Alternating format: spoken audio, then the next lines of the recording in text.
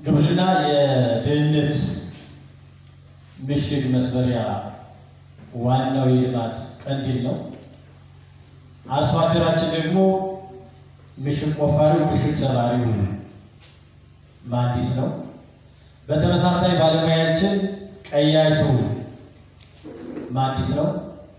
አመራራችን ደግሞ አቅጣጫ ጠቋሚው፣ አስተባባሪው፣ መሪው ነው። በዚህ መንገድ አርሶ አደራችን ካለበት የድህነት አረንቋ እንዲወጣ ትልቅ ስራ ሲሰራ መቆየታችን ይታወቃል። ነገር ግን በዘመናዊ አሰራር ያልተደገፈ ከመሆኑ ጋር ተያይዞ በተመሳሳይ ሁሉም አርሶ አደር እኩል የተረባረበበት እኩል በአመለካከት ወደ አንድ የመጣበት ባለመሆኑ አሁንም ድረስ ግብርናችን ከኋላ ቀር አሰራር የተላቀቀ አለ። ይህን አሰራር የበለጠ ለማዘመን አርሶ አደር ላይ ያለውን ጉልበት በስፋት በመጠቀም አካባቢያችን ላይ ያለውን ፖቴንሻል በስፋት በመጠቀም የአርሶ አደሩን ብልጽግና በአጭር ጊዜ እውን ለማድረግ የተለያዩ ፕሮጀክቶች ወደ አካባቢያችን እየገቡ ይገኛሉ። ከእነዚህ ፕሮግራሞች መካከል አንደኛው ካለንት ፎራል የሚባለው በ2017 ዓመተ ምህረት ወደ ወረዳችን የመጣው የስራ መሪዎችን የተፋሰስ ተጠቃሚዎችን ያደረገ በካፒታል በጀትና በተዘዋዋሪ ብድር አርሶ አደሩን በመደገፍ ጉለቱን በመሙላት የአካባቢውንና የአገሪቱን ብልጽግና እውን ለማድረግ መሰረት አድርጎ የመጣ ፕሮጀክት ነው። ይህን መነሻ ተደርጎ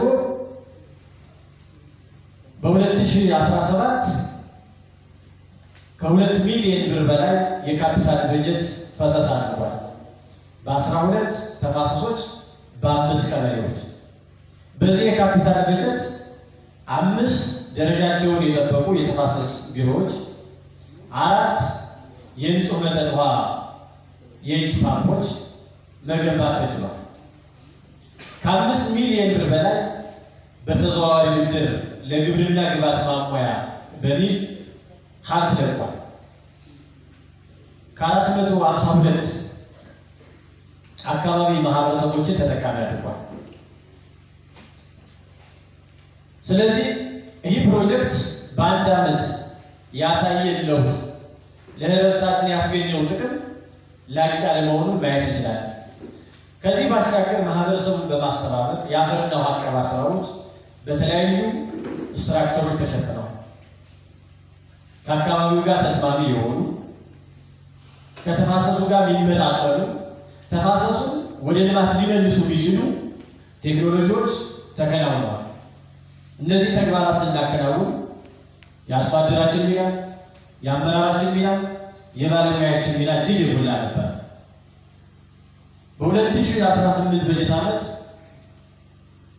1,054,000 ብር ወደ ወረዳችን ፈሰስ ተደርጓል። ይህንንም ለ5 የማህበረሰብ ተፋሰሶች ለቢሮ ግንባታ የስትሪንግ ኮሚቴው ደግሞ ወደ ተግባር እንዲያስገባ ፈሰስ ማድረግ ተችሏል።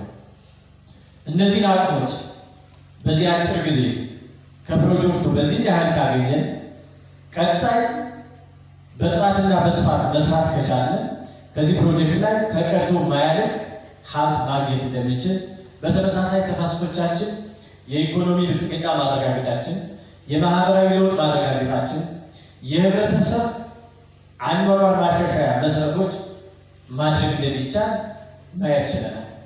ወረዳው ከፍተኛ የጸጥታ ችግር ውስጥ የነበረ ልማትንና ጸጥታን አቀናጅተን ለመስራት በተቸገርንበት ወቅት አስታውሳለሁ። ሜዳ ላይ ቁጭ ብለን ክብ ሰርተን ነው የተነጋገርነው እና የሚሰሩ ቅድመ ሁኔታዎች ነበሩ። ማህበራት የሚሰጣቸው የማህበራት እውቅናዎች ነበሩ። ግብርና የሚሰበስባቸው አጠቃላይ ናሙናዎች ነበሩ። ተፋሰስ ልየታዎች ነበሩ። በአጭር ጊዜ ውስጥ እነኚህን ነገሮች ሰርተን ማስረከብ እንችላለን ወይ ብለን ከተወያየን በኋላ እንችላለን ተብሎ ወቅቱ መሰረታዊ የጸጥታ ችግር የነበረበት ወቅት ከመሆኑ ጋር ተያይዞ ምንም በጀት ያልነበረ ክረምት የተጫጫነበት ግን በዛ ውስጥ የወረዳችንን ሕዝብ ተጠቃሚ እናደርጋለን፣ ስራውን እንሰራለን፣ ገንዘብ ካለ ይከፈለናል፣ ገንዘብ ከሌለ ግን በነፃም ጭምር እንሰራለን ብለው ኃላፊነቱን ወስደው ዞኑ የሰጠንን እድል በርግጥ ዞኑ በተለይ ሲሰጠን በተጣበበው በአንጃ ፕሮጀክት ማስፈጸም ይችላል ብሎ አምኖ ሲሰጠን በወቅቱ የነበሩ የቴክኒክና የአብይ ኮሚቴ አባላት ያንን ተግባር ተወጥተው ዛሬ እዚህ ካለንበት ደረጃ እንድንደርስ ስላደረጉ ሞራል እንዲሰጡልኝ በአክብሮት እጠይቃለሁ። ከዛ በተጨማሪ የተፋሰስ ልየታው በየቀበሌ ከመጣ በኋላ ተግባሩ የተከናወነው እናንተ ጋር ነው። መጀመሪያ ወርቅነህ ሲያነሳ እንደነበረው ይሄ ፕሮጀክት የአየር ንብረት ለውጥን ለማስተካከል ዘላቂ ልማትን ለማምጣት በተፋሰሶች ላይ ሰፊ ስራ ይሰራል። ሀብቱ ደግሞ መጥቶ በቀጥታ የሚያርፈው ቀበሌ ላይ ነው። ሀብት የምታስተዳድሩ እናንተ ናችሁ። ወረዳው ስትሪት ኮሚቴ የሚባለው አብይ ኮሚቴ የሚባለው ምናልባት ደልድሎ ለዚህ ተፋሰስ ይህን ያክል ብር ያስፈልገዋል ብሎ ከመደለል ባሻገር ሀብቱን እንድትጠቀሙ እድሉ የተሰጣችሁ ለእናንተ ነው።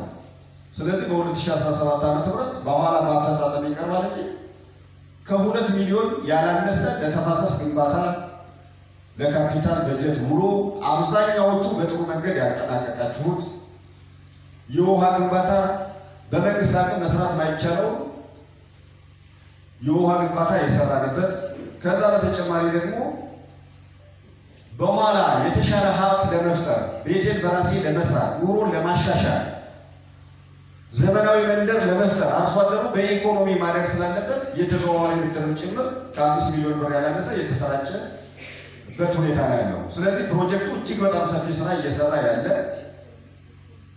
ፕሮጀክት እንደሆነ እናንተ ትመሰክራላችሁ ብዬ አስባለሁ። ነገር ግን ይሄ ሀብት ለቀበሌ በቀጥታ ሲወርድ በተፈለገው ዓላማ ብቻ ካልሆነ አንደኛ ተጠያቂነትን ያስከትላል፣ ሁለተኛ የፕሮጀክቱን ዘላቂነት አያረጋግጥም።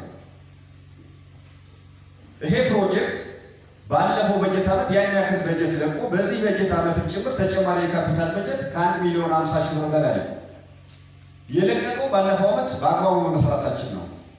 ነገር ግን እዛ ያላችሁ የተፋሰስ ኮሚቴ አባላት፣ እዛ ያለን ደጋፊ ሙያተኞች ብሩን ለተፈለገው ዓላማና በተገቢው መንገድ መጠቀም ካልቻለ ህዝብ እንጎዳለን።